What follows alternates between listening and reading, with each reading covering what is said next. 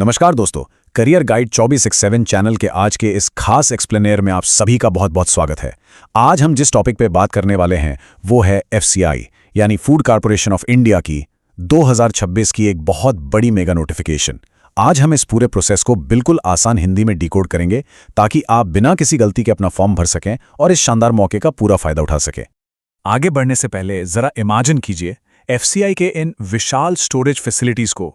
Selection के बाद आप ठीक ऐसी ही जगहों पर काम कर रहे होंगे और पूरे देश की फूड सिक्योरिटी को मैनेज कर रहे होंगे। ये सिर्फ एक नौकरी नहीं, बल्कि पूरे देश का पेट भरने जैसी एक बहुत बड़ी जिम्मेदारी है ना? कमाल की बात। चलिए अब सीधे काम की बातों पर आते हैं। आज के इस सेशन में हम फटाफट कवर करेंगे मेगा भर्ती का पूरा ओवरव्यू, एलिजिबिलिटी और एज रिलैक्सेशन, फॉर्म भरने का step by step process, exam के फेजेस और कट ऑफ, आपकी स्टडी स्ट्रैटेजी और आखिर में पूरी टाइमलाइन। तो शुरुआत करते हैं अपने पहले सेक्शन से, मेगा रिक्रूटमेंट ओवरव्यू। ध्यान दीजिए, 33,566 वैकेंसीज। जी हां, एक शॉर्ट नोटिस जारी हुआ है जिसमें ग्रेड 2 और ग्रेड 3 पोस्ट्स के लिए छप्पड़ फाड़ 33,566 पदों की जानकारी दी गई है। इतनी बड़ी संख्या का सीधा सा मतलब है कि आपको अपनी तैयारी अभी और इसी वक्त से शुरू कर देनी चाहिए। अब थोड़ा मोटिवेशन की बात करते हैं। सैलरी, अगर आप ग्रेड 2 यानी मैनेजर लेवल की पोस्ट के लिए सिलेक्ट होते हैं तो आपकी स्टार्टिंग सैलरी लगभग 90,000 रुपए के पार जा सकती है। वहीं ग्रेड 3 में असिस्टेंट या टाइपिस्ट जैसे रोल्स के लिए भी ये करीब 60,000 रुपए से शुरू होती है। इतनी शानदार सैलरी के लिए थोड़ी एक्स्ट्रा मेहनत तो बनती है। चलिए बढ़ते हैं सेक्शन 2 की तरफ। आखिर इन बेहतरीन पदों के लिए कौन कौन अप्लाई कर सकता है और एज रिलैक्सेशन के क्या नियम हैं? देखिए, यहां जो बेस एज लिमिट है वो 18 से 28 साल तक है, लेकिन सरकारी नियमों के हिसाब से ओबीसी कैंडिडेट्स को 3 साल की छूट मिलती है, जिससे वो 31 साल तक अप्लाई कर सकते हैं। और SC/ST कैंडिडेट्स को 5 साल का रिलैक्सेशन मिलता है, यानी पूरे 33 साल तक। एजुकेशन क्वालिफिकेशन की बात करें तो अलग अलग पोस्ट के हिसाब से आपका 10th, 12th या ग्रेजुएशन पास होना जरूरी है। अब आते हैं सबसे इंपॉर्टेंट पार्ट पर, सेक्शन 3 एप्लीकेशन गाइड। यहां की गई एक छोटी सी गलती आपका पूरा फॉर्म रिजेक्ट करवा सकती है। अप्लाई करने का प्रोसेस एकदम सीधा है, बस ध्यान से करना है।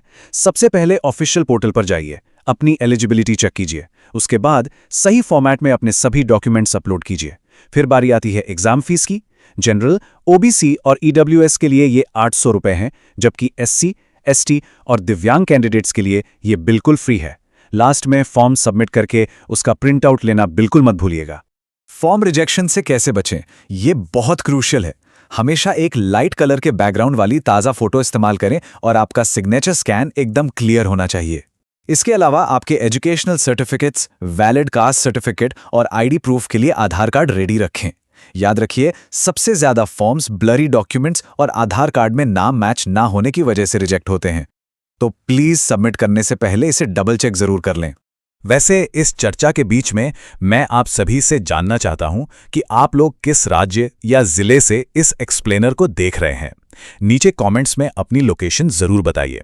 और अगर आपको अपने स्पेसिफिक एरिया का डायरेक्ट ऑफिशियल एप्लीकेशन लिंक चाहिए तो वो भी कमेंट में लिख दीजिए, मैं खुद आपको रिप्लाई में वो लिंक प्रोवाइड कर दूंगा। आगे बढ़ते हैं सेक्शन 4 की ओर, एग्जाम फेजेस और कट ऑफ। आखिर सिलेक्शन का असली पैटर्न क्या है? सबसे बड़ी राहत की बात बताऊं, इन स्पेसिफिक पोस्ट के लिए कोई भी इंटरव्यू नहीं होने वाला है। जी हां, कोई इंटरव्यू नहीं।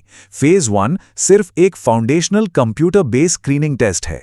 आपका असली फोकस होना चाहिए फेज 2 एग्जाम पर, जो 120 मार्क्स का होगा, क्योंकि यही वो एग्जाम है जो सीधे आपकी फाइनल मेरिट लिस्ट तैयार करेगा।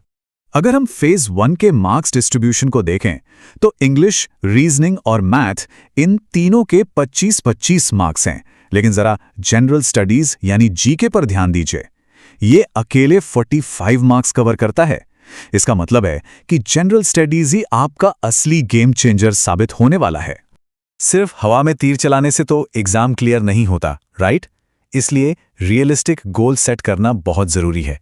पिछले साल के कट ऑफ ट्रेंड्स के हिसाब से जनरल कैटेगरी के लिए आपको कम से कम 75 मार्क्स का टारगेट रखना होगा, ओबीसी के लिए करीब 70 और SC/ST के लिए 62 मार्क्स। अपने डेली मॉक टेस्ट्स में इन नंबर्स को जरूर टारगेट करें। अब आते हैं सेक्शन 5 पर, स्टडी स्ट्रैटेजी। कट ऑफ तो समझ गए, पर टाइम मैनेज कैसे करें? देखिए, फेज 1 में टोटल 90 मिनट का समय मिलेगा, लेकिन असली ट्विस्ट ये है कि हर सब्जेक्ट के लिए आपके पास सिर्फ 20 मिनट की सेक्शनल टाइमिंग होगी। यानी यहाँ स्पीड ही सब कुछ है। इंग्लिश और हिंदी दोनों में मॉक टेस्ट की प्रैक्टिस करते रहिए। अगर आप बिल्कुल बेसिक से एक स्ट्रक्चर तैयारी करना चाहते हैं तो हमारे ऐप पर 0 to Pro 6.0 बैच आपकी बहुत हेल्प करेगा। बस डेली सिलेबस कवर करने में कंसिस्टेंसी मत टूटने दीजिएगा। और अब फाइनली सेक्शन 6 रिक्रूटमेंट टाइमलाइन। ये पूरा प्रोसेस बहुत ही फास्ट होने वाला है। मई में शॉर्ट नोटिस और जून में ऑनलाइन एप्लीकेशन शुरू होने के बाद तीसरे या चौथे महीने में फेज 1 एग्जाम्स हो जाएंगे। आप मानकर चलिए कि फॉर्म रिलीज होने से लेकर फाइनल ज्वाइनिंग तक का पूरा साइकिल मुश्किल से 6 से 7 महीने में कंप्लीट हो जाएगा। तो टाइम वेस्ट करने का तो कोई स्कोप ही नहीं बचता। जाने से पहले एक बहुत ही सीरियस वार्निंग को ध्यान से सुन लें। ये जानकारी केवल आपकी जागरूकता के लिए है। किसी भी जॉब के लिए कभी भी एडवांस में पैसे ना दें।